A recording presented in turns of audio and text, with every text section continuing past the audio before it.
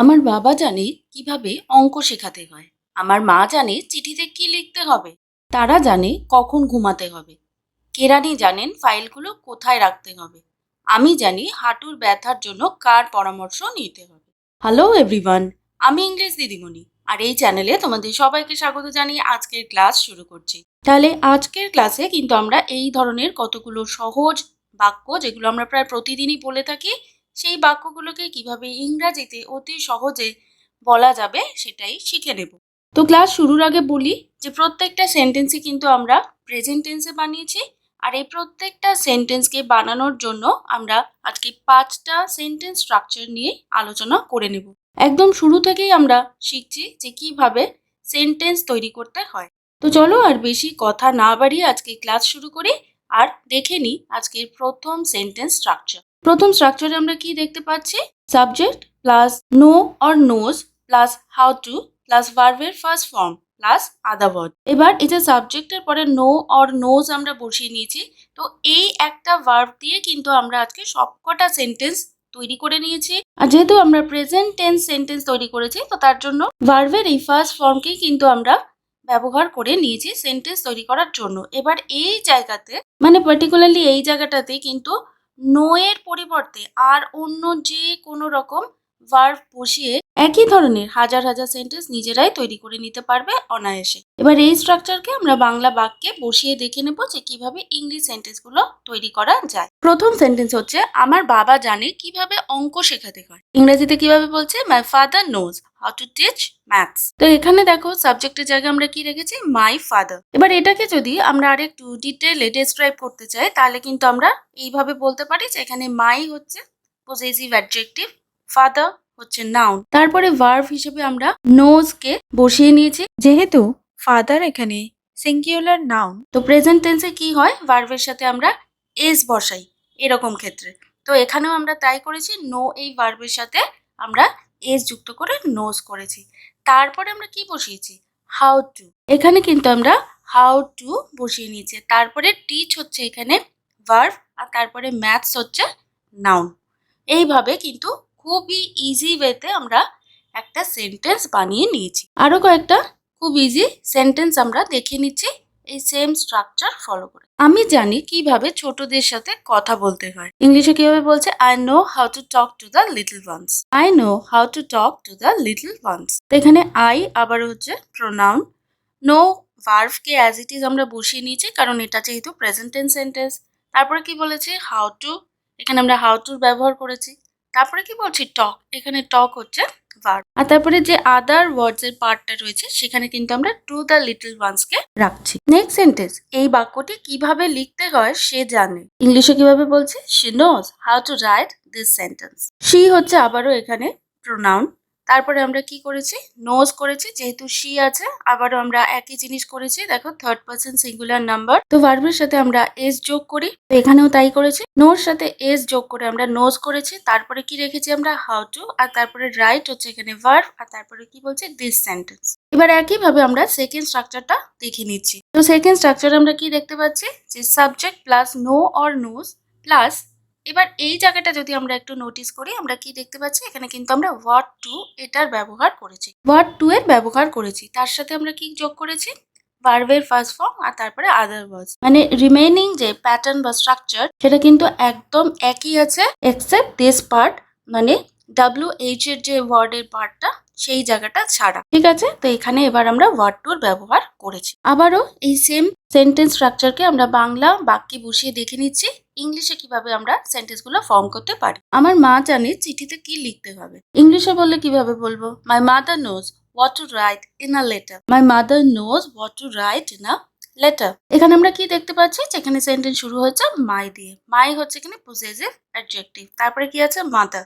Mother হচ্ছে এখানে noun. তো এখানে মাদার হচ্ছে সিঙ্গুলার নাউন, আর সিঙ্গুলার নাউনের পরে ভার্ব থাকলে তার সাথে এস যোগ হয়, তাই জন্য আমরা এখানে নোজ এর ব্যবহার করেছি। তারপরে আমরা কি করেছি? ওয়াট টুর ব্যবহার করেছি। ঠিক আছে, my mother knows what to. তারপরে কি আছে? ভার্ব। এখানে ভার্ব হচ্ছে রাইট, ভার্বের ফার্স্ট ফর্ম আমরা ব্যবহার করেছি যেহেতু আগে টু আছে। তারপরে কি আছে? Inner letter. তো ইনার লেটারকে আমরা আদার ওয়ার্ডস এর পার্টে রাখছি। একইভাবে আমরা আরো দুটো সেন্টেন্স দেখে নিচ্ছি।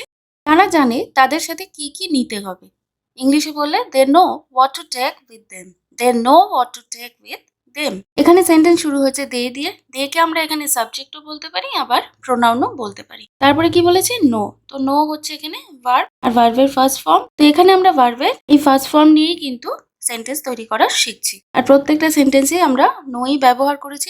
দে নোর পরে আমরা কি বসিয়েছি হোয়াট টু, এখানে আমরা হোয়াট টু বসিয়েছি, তারপরে আবার আমরা কি বসিয়েছি টেক। তো টেক হচ্ছে এখানে আবারও ভার্বের ফার্স্ট ফর্ম হিসাবে আমরা বসিয়ে নিয়েছি, আর তারপরে কি বলছে উইথ দেম। নেক্সট সেন্টেন্স, আমি জানি কি খেতে হবে, I know what to eat, I know what to eat. তাহলে এখানে আই হচ্ছে সাবজেক্ট অর প্রোনাউন, তারপরে আমরা কি বসিয়েছি নো, নো আবারও এখানে ভার্বের ফার্স্ট ফর্ম হিসেবেই বসেছে। তারপরে কি রেখেছি আমরা হোয়াট টু, আর তারপরে আবারও ভার্ব, তার মানে সেই ভার্ব হচ্ছে ইট। এখানে কিন্তু আর কোনো আদার ওয়ার্ডস এর ব্যবহার আমরা করিনি। এবার আমরা দেখে নিচ্ছি স্ট্রাকচার নাম্বার 3। স্ট্রাকচারটা হলো subject plus know or knows plus when to plus ভার্বের first form plus other words. তো এই স্ট্রাকচারেও আমরা যেটা দেখতে পাচ্ছি যে সবকিছুই কিন্তু ঠিকই আছে, শুধু একটা জায়গাতেই চেঞ্জ আছে, আর সেটা কোথায়, সেটা যেখানে আমরা ইন্টারোগেটিভ ওয়ার্ডের ব্যবহার করেছি। তো এখানে আমরা কি ব্যবহার করেছি ওয়েন টু। এবার আগের মতোই এই স্ট্রাকচারকে আবার বাংলা বাক্যে বসিয়ে দেখে নিচ্ছি যে কিভাবে ইংলিশ সেন্টেন্সগুলোকে আমরা অতি সহজে তৈরি করে নিতে পারি। প্রথম সেন্টেন্সটা হচ্ছে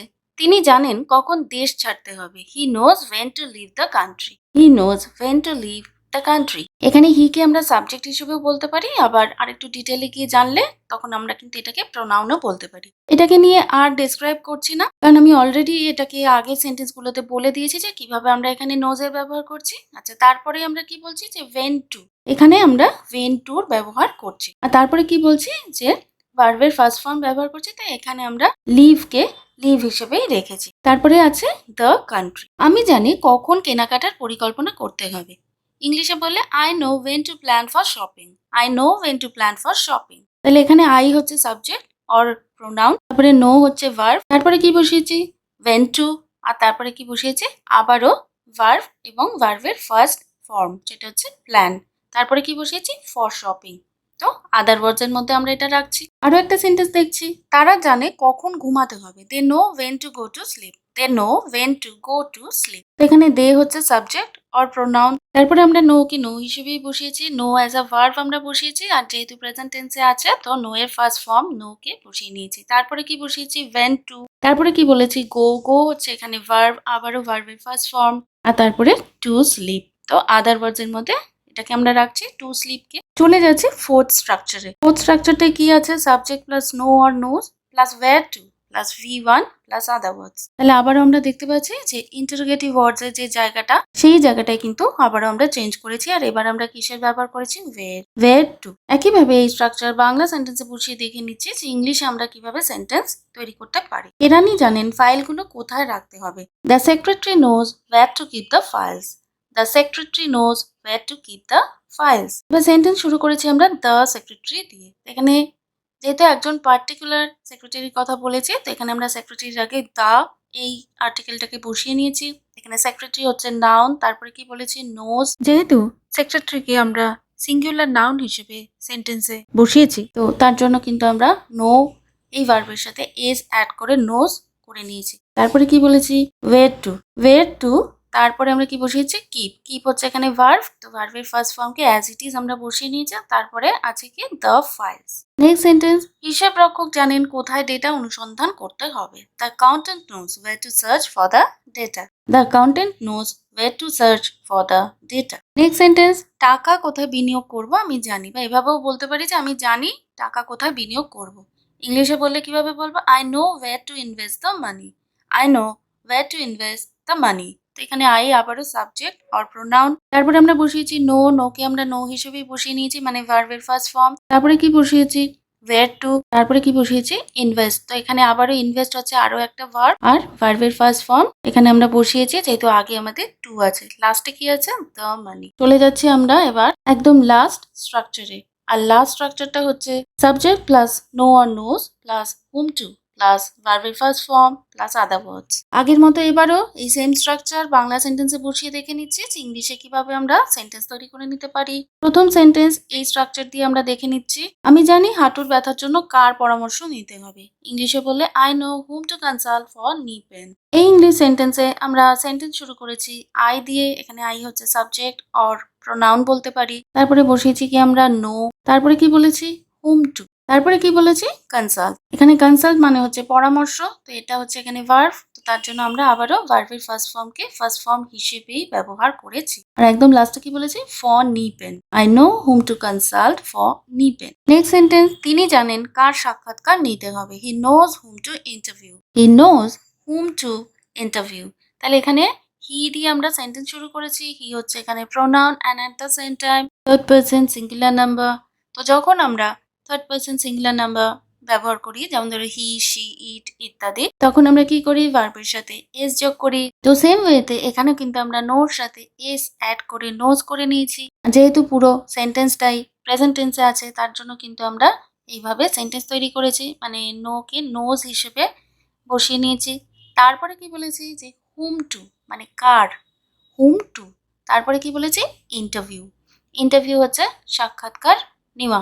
তো এখানে ইন্টারভিউ হচ্ছে ভার্ব, তো তার জন্য এখানে ভার্বটাকে তার ফার্স্ট ফর্মেই আমরা রেখেছি এবং তারপরে সেটাকে সেন্টেন্সে ইউজ করে নিয়েছি। আর এই সেন্টেন্সে কিন্তু কোনো আর আদার ওয়ার্ডস নেই, কারণ আদার ওয়ার্ডসের প্রয়োজন নেই, তার জন্যই কিন্তু আমরা ব্যবহার করিনি। সেন্টেন্সটা একবার দেখে নিচ্ছি, he knows whom to interview. চলে এসেছি আমরা আমাদের আজকের ক্লাসের একদম লাস্ট সেন্টেন্সে, আর এটাই হচ্ছে তোমাদের সকলের জন্য আজকের হোমওয়ার্ক। সেন্টেন্সটা হচ্ছে সে জানে না তার পিএফ এর জন্য কার সাথে কথা বলতে হবে। এবার আজকের যে এতগুলো স্ট্রাকচার নিয়ে আমরা ডিসকাস করলাম, তার মধ্যে থেকে কোন স্ট্রাকচারটা ফলো করে এই সেন্টেন্সটাকে ইংরেজিতে ট্রান্সলেট করা যাবে বা ফর্ম করা যাবে, আর ফর্ম করার পরে সেই ইংলিশ সেন্টেন্সটা কি হবে সেটাই কিন্তু তোমরা আমাকে লিখে জানাবে আজকের কমেন্ট সেকশনে। দেখা হবে তাহলে তোমাদের সাথে এরকমই আরো একটা ভিডিওতে আরো কিছু ইউজফুল কন্টেন্টের সাথে। ততক্ষণ অবধি তোমরা সকলেই ভালো থেকো, সুস্থ থেকো, stay safe and healthy. Bye bye, thank you.